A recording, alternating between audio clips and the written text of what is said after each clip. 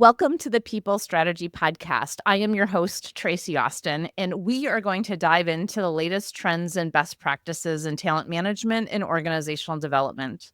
Join me as I chat with industry experts, HR leaders, and business innovators to uncover strategies that can elevate your people and your business. We want to thank our previous guests. Today, specifically, we are thanking Tarek Kamel. Tarek came on and talked with us about intentionally using AI in communication to build employee trust. And so, if you have not listened to that episode, or you're really going, what the heck am I doing with AI these days? And how do I use it to create a positive impact versus some of the negative items? Go ahead and give that one a listen. It is linked in our show notes. And Tarek, thanks again for being on our show. So today we are talking about generational communication, specifically in the trades. Our guest today is Dawn Hart, and Dawn is with Centerphase Energy, and she has her own HR consulting that she's very focused on creating a roadmap of the how-tos of HR for folks that are in management roles. So with that, Dawn, welcome to the show. Thank you. I'm so excited. If you have not found Dawn's podcast yet, I'm just going to do a shameless plug for Dear HR Diary. It's very, very fun. I've been on it twice or recorded twice. I don't know if they're out there yet. They're not yet, but they're coming. They're coming. So with that being said, you will be hearing from Dawn and I on each other's shows as we start to align on some things. So just some foreshadowing there for you, for our listeners. Yet today, we really want to focus on generational communication and that specific impact. And of course, our show is brought to you by the Team Retention Program through Elevated Talent Consulting. So if you're looking for elevating your specific team members in leadership, specifically on the leadership within the how-tos, like how do we have a one-on-one conversation?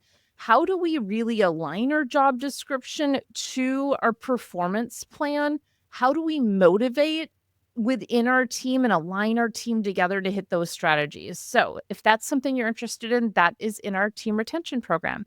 So with that, Dawn, I am so curious. Tell us a little bit about some of the communication fun that you've been having working with different folks in the trades, especially the different generations. Yeah, absolutely. So little background about me. I've been in HR for a little over 30 years. And I know I started when I was 10, right? So 9 maybe. I don't know. 9. Okay, yeah, that'll work. Okay. So I'm not quite 40 in my mind anyway. My body will tell you something different. And so it's been really interesting in 30 years of working in different industries. I've worked in finance, I've worked in communications, I've worked in construction. Most recently, I now work for a utilities company. I would probably say the last 10, 15 years has been in the trades. And whether it was working in the construction side of things or fiber or now utilities, it's been a really, really interesting shift. Because if you think about, particularly in finance, things are communicated differently. There is a lot of compliance that has to be communicated, a lot of training that goes on, and it's really structured. When you're in the trades, there's not a whole lot of structure that's going on. There's a lot of, we do a lot of storm work. So if your power lines go down and you are in North Carolina, we send a team out to get your power restored. So that's a lot of what we're doing. So a lot of your communication is on the fly. And we've had to figure out, because we have multiple generations that work in the trade organization. It's like those old linemen just really love climbing power poles. Don't ever call it a telephone pole to a lineman because you'll get a lecture. So they're, having to communicate stuff. She's nodding her head. She's like, absolutely. Well, and here's the thing, knowing the terminology and having the definition that everyone agrees upon is so important to communication. And it's fitting in with the group and belonging within that specific industry is incredibly important to know what the language is and to know the norms of the teams that we're working with. Otherwise, you don't have the legitimacy to be in that field, is what I find. Absolutely. I mean, the first time I called it a telephone pole, I got a lecture for 10 minutes on why it's not a telephone pole. And I'm like, oh my gosh, okay. And ironically, to add irony to it, both my mom and my grandpa worked for the telephone company.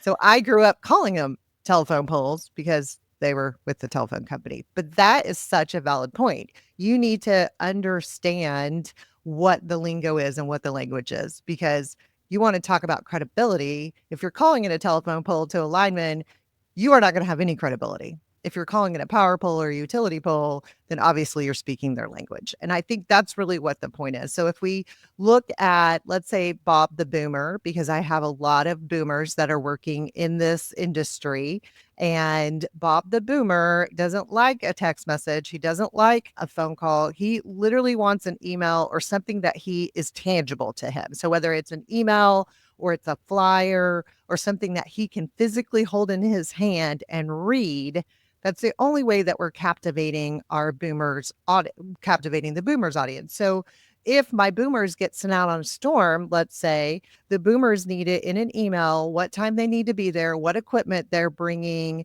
whose team they're going to be on. It's very specific. And they will, I promise you, they will print that out and bring them. So if it's like, you need to show up at 6 o'clock in your steel-toed boots with your fire retardant equipment, gas loaded in your car, ready to go, we're leaving at this time, you can guarantee you look on that front seat of their truck and there will be that email that you sent, because they'll have found a way to print it out. And what you just showed was beautiful because it was clarity in the accountability. There was no question on when to show up, where to show up, how to show up, meaning, am I showing up for a meeting or am I showing up to work? Mhm. What will I be doing? The clarity was there. And so often when we get frustrated or we have performance issues, it is because there's a lack of accountability.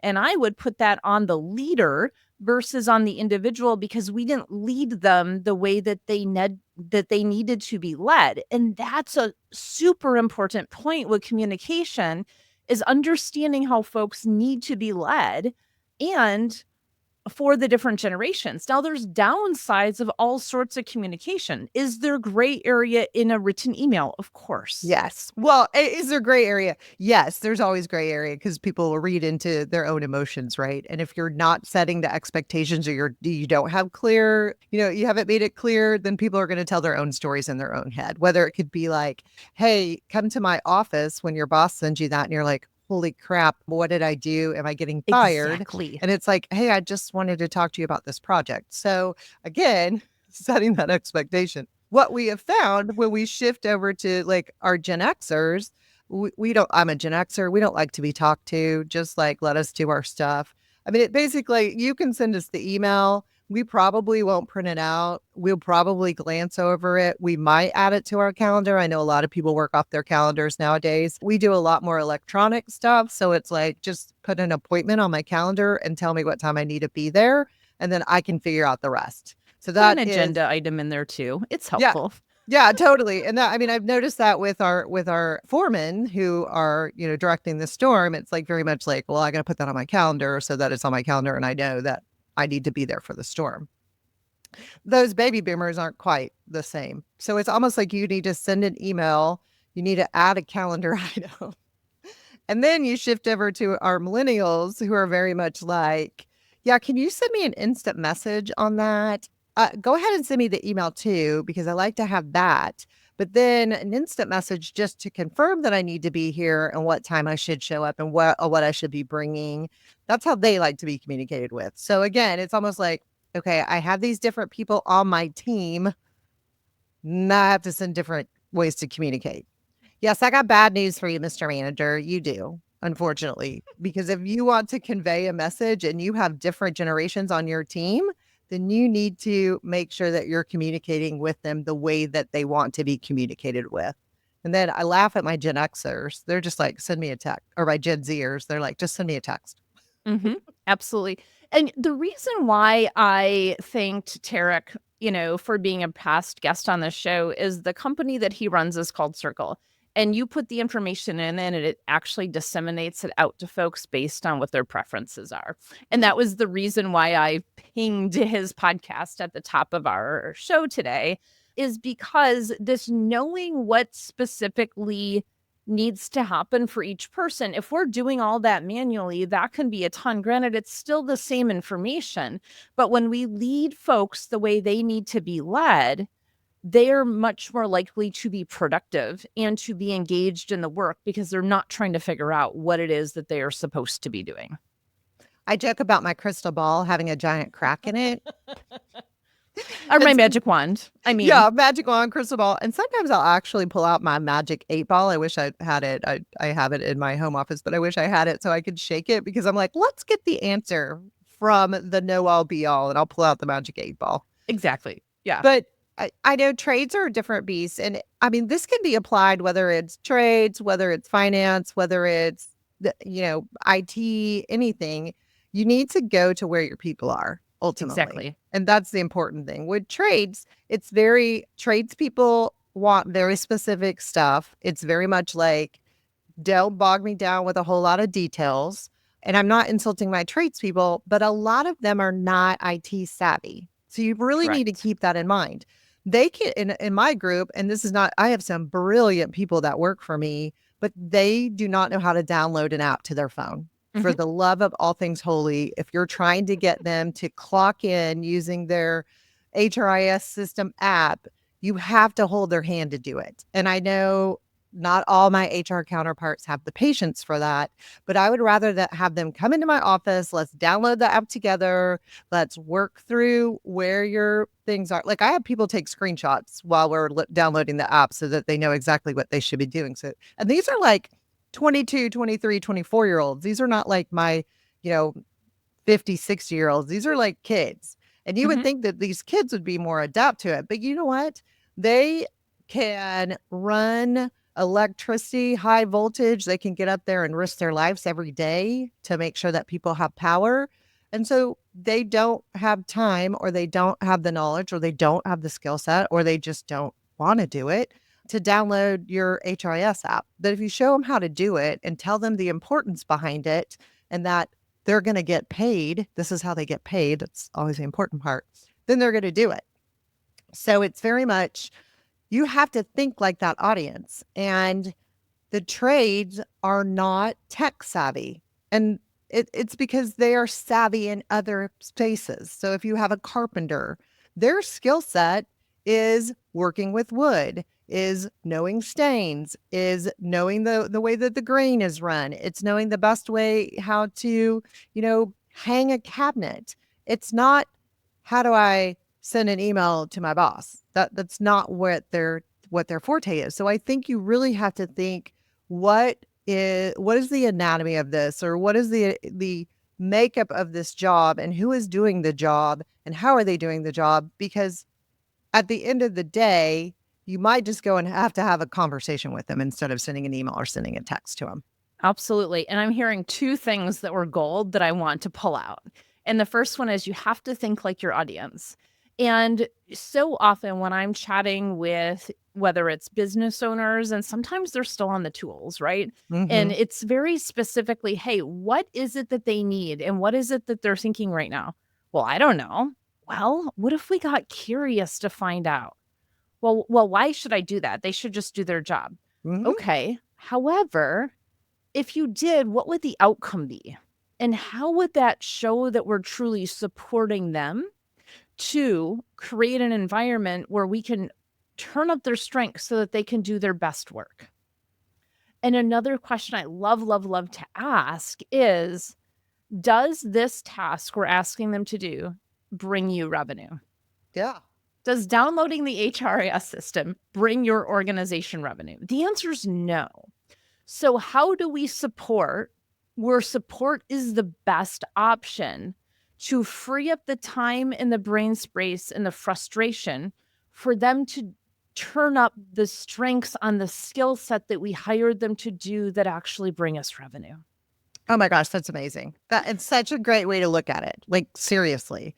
And I know as HR people, we get frustrated because we're like, we just want them to do the thing. And then you have operations people that are like, this is taking away from their ability to go out and hang a power line. And Right. what is this impact on it? Why do they have to do this? And it's like, well, then we need to find a way that we can work so that we can get them paid if they're not going to be utilizing the app. Or Right. we've got to figure out a way to get them their benefit information if they're not going to be utilizing the app. Because honestly, I just had a young man come in my office this morning and he's expecting his first baby.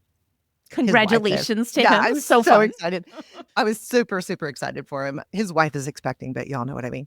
And he is an apprentice and he's young. He's in his early 20s. And so I said, okay, well, when the baby is born, let me know and I can get the baby. You'll need to send me the baby's information and I can get the baby added to your benefits plan. Mhm. I said, but don't wait until the baby's like 2 years old to tell me this. I need to know in 30 days. So either put an alarm in your phone or something just to to remind yourself.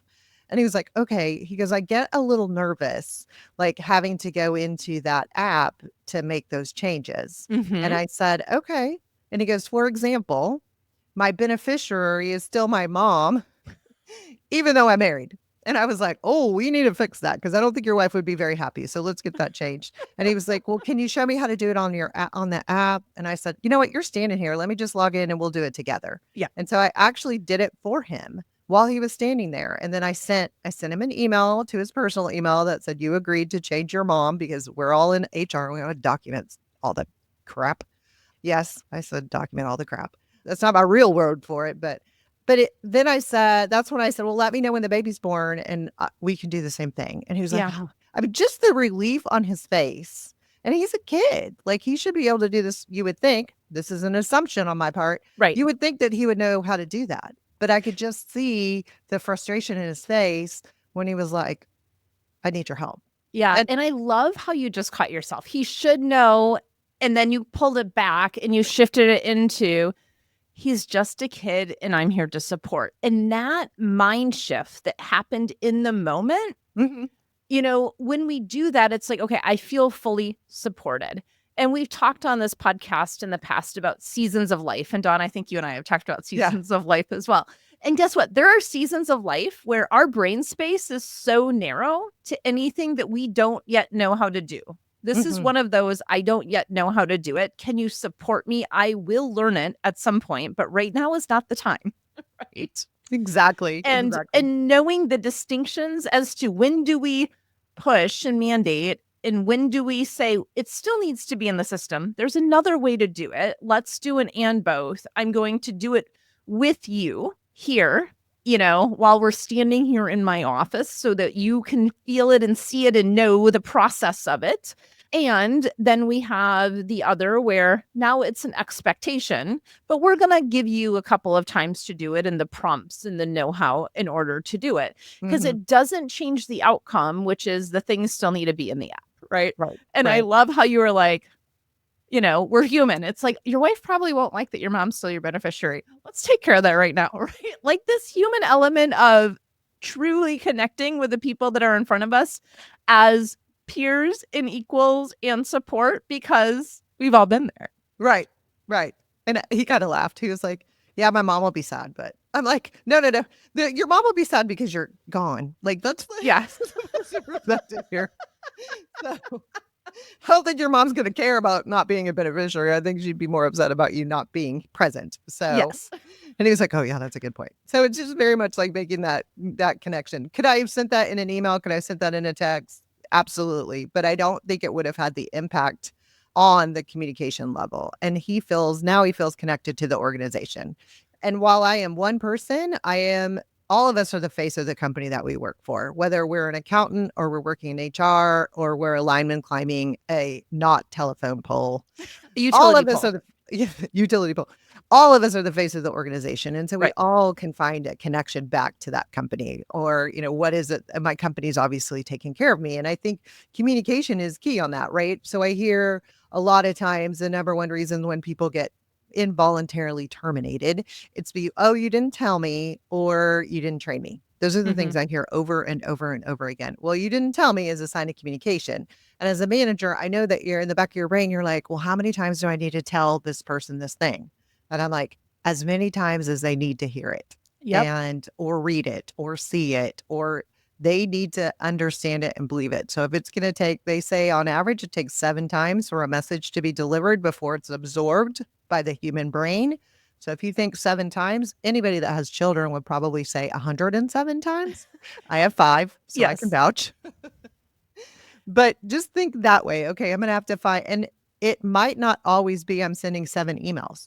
It could be I'm Correct. sending 2 emails, a text message, having a verbal conversation with them, calling them on the telephone, sending them an email. I mean, you might have to do it in various ways. I'm having a training class, by the way, that is communication too.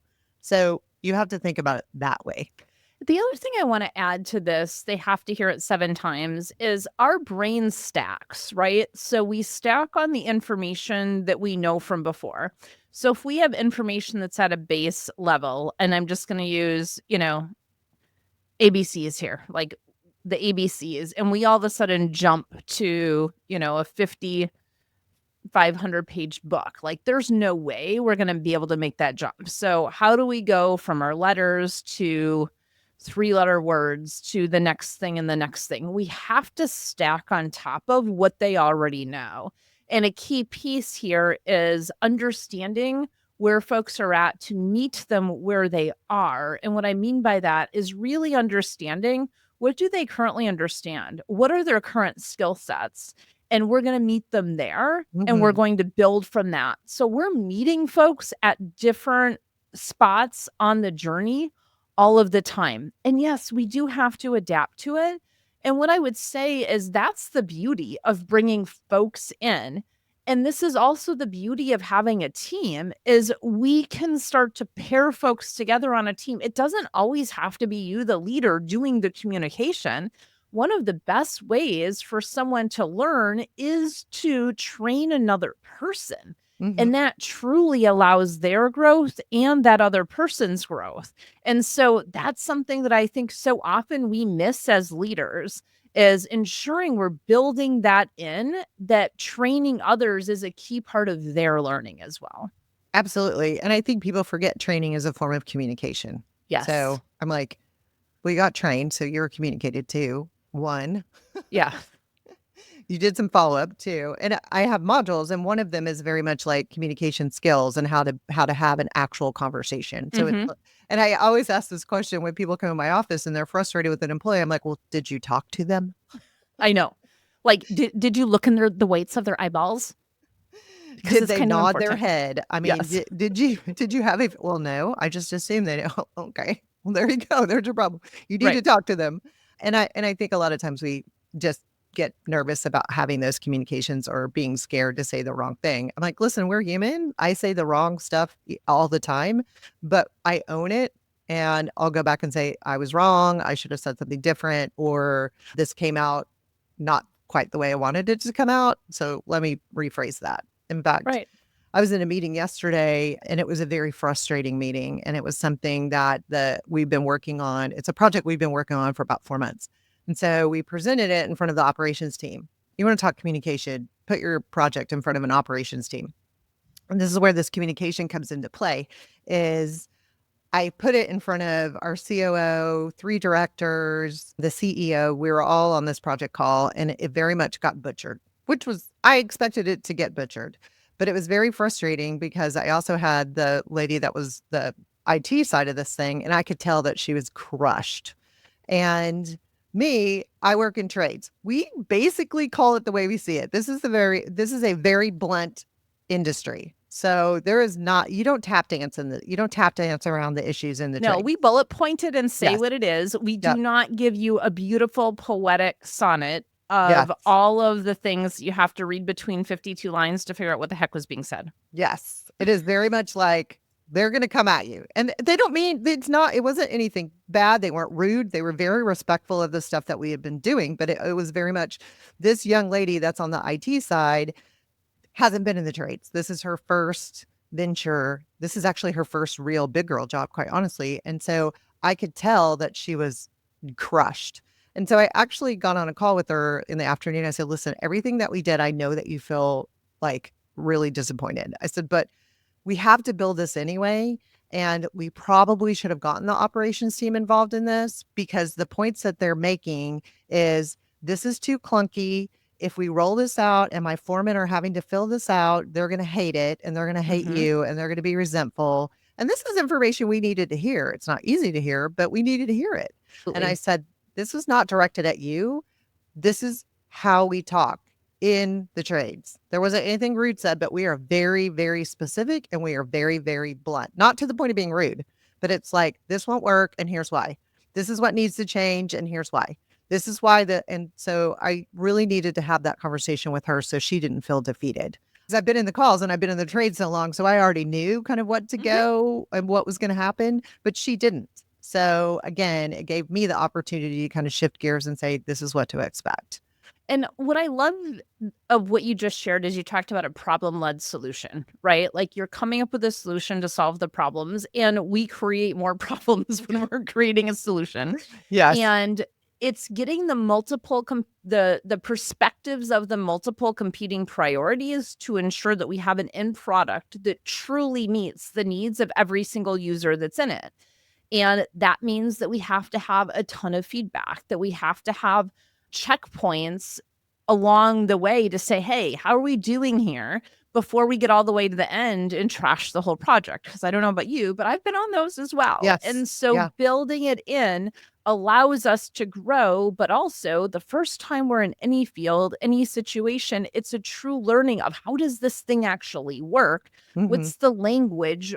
What is the technical level of the people that are here? Because that has a huge impact in how you build a system. Right. Right.